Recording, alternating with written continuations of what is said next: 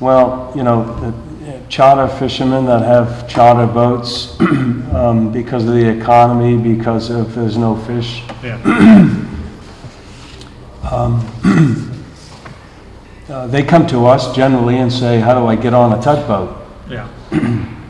We help them get the paperwork. We pay for their training, which is ongoing. And I have two charter fishing captains that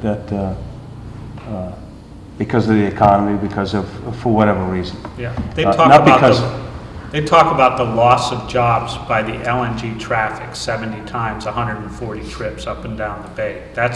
They're talking about loss of jobs directly related to that LNG traffic. I don't see how that's possible. Yeah. Captain, I just want to, in the interest of full disclosure, my niece's husband is a captain on a tug, and my nephew actually works on a tug right now. One of the questions, you indicated an increased employment. Testimony previously has been what's been the downturn has affected the industry currently. Is your industry suffering a similar type of unemployment effect because of the downturn? Yes, in the past 2 years, we're probably down 20% in revenue. In the last 3 years? Yes. Okay. One of the things I will tell you, and actually all the members of the commission and the people in the audience, I had an opportunity to look at one of these LNG tankers from Yemen came into Boston this morning. Right. I think it's worth looking at, because I gotta tell you something. I cannot imagine that it would not be, at least, it was a spectacle. I actually compared it to Rodan or Godzilla coming after Tokyo, but nobody seemed to understand what I was talking about. But I mean, it's huge, and they had SWAT teams and they had military people all over the place trying to make sure it was safe. And the one thing that I keep thinking about is that, as Senator Miller points out, and I think Senator Sosnowski was pointing out, we have had a lot of discussion about the recreational aspects on the bay. One of the things that I do know is that you're not going to bring one of these tugs in if the wind's raging and the tide's going all over the place, whatever. If they're coming in and you have a 24-hour window to get them in or whatever that is, you're going to bring them in. And you're going to bring them in whether there's a regatta going on or, God bless us, we got the America's Cup going on.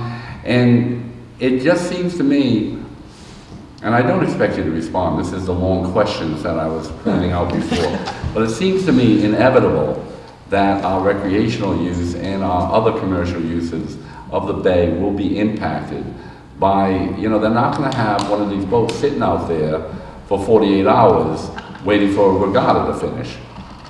I just don't see it. So anyway, that's not a question for a response, Captain. I appreciate your participation.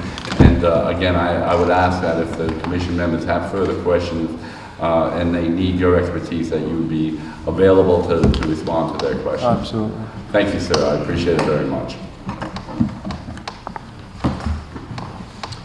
And the last witness I have for today's hearing is Don Church.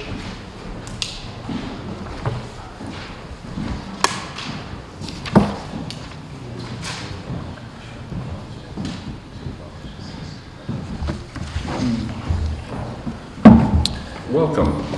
Thank you. Are you the Don Church? Are you from Portsmouth? Yes. Oh, okay. We've been neighbors for I know, 50 years. but I didn't recognize you. And I'm sitting there going, hey, I know this guy. How you been? Most people try to forget me. Thank you. Please proceed. My name is Donald Church. I own and operate a company called Seaboats. It's a tug and barge transportation company located in Fall River. Just as a matter of disclosure, I was a member of Northeast Marine Pilots, retired quite a few years ago. As such, I receive nothing from Northeast Marine Pilots. No retirement, no benefits, in fact, I only know 2 people who are still operating within the group. Everybody else either gone, died, retired, or whatever. We do not transport LNG by barge. What I'm saying is I have no financial gain in what's being presented. I did get the tapes from the last two hearings, and most of the testimony given was fairly accurate with a lot of holes. And I'd like to point out that in any of these hearings, whether it's this, hearings we've had about the container terminals, the hearings of everything else, it's always been, we do not want to share the bay. The yachting community doesn't want to share. The fishermen don't want to share. Yet, anytime there's a regatta or a marine parade, they can go before the Coast Guard, and the Coast Guard will sanction it. And there's no one else allowed in that area, no one. The same with fishing. There was testimony given here by George Allen about the winter flounder population in Mount Hope Bay. And I think what he was saying was basically correct. However, there used to be a large fisheries in the Westport River, in the Point Judith Pond. They've suffered the same casualty as Mount Hope Bay. There are no power plants. So what's the cause? Climate change, whatever, I don't know. It's not my game, but I do notice that the fish are not there. I would like to say that your Attorney General gave a very great speech about we don't need it here because there are other places where we can get the LNG or natural gas. Yes, you can. I mean, you can transport it from the moon if you want to. All you gotta do is pay for it. And therein lies the problem. He cited a site off Gloucester, an offshore facility, presumably built, to cover the short gaps here in New England. What he didn't tell you is that there are 2 ships in the world that can go to that facility. Not to, your average LNG tanker cannot go there. You've got to have specific regasification equipment. You've got to have a moon pool up in the bow to lift a buoy up with a hose. That's not, insurmountable. The part that is insurmountable, that they have to lay there for 30 days while they regasify or gasify the cargo and put it into the mains, if the mains will take it.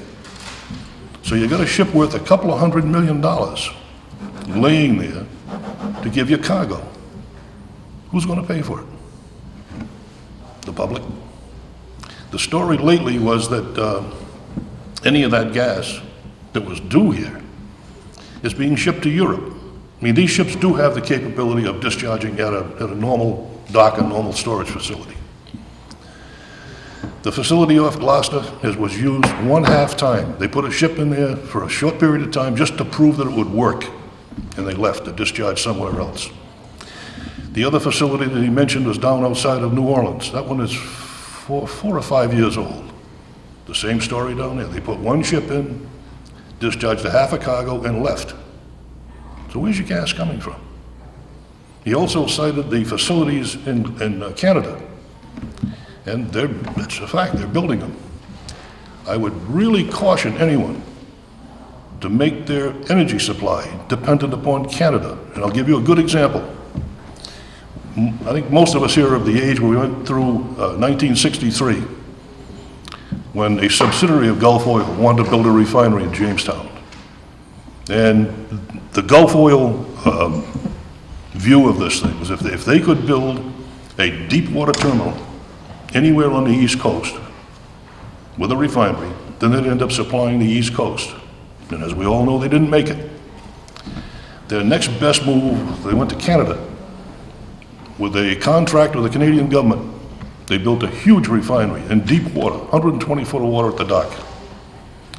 The agreement was that they would bring in crude oil. Any crude oil refined for Canadian use would be taxed. Oil that was refined to go out of country was tax-free, right up until the time they started to light off the refinery. The Canadian government taxed them so heavily, it closed the refinery, and ultimately was the close of Gulf Oil.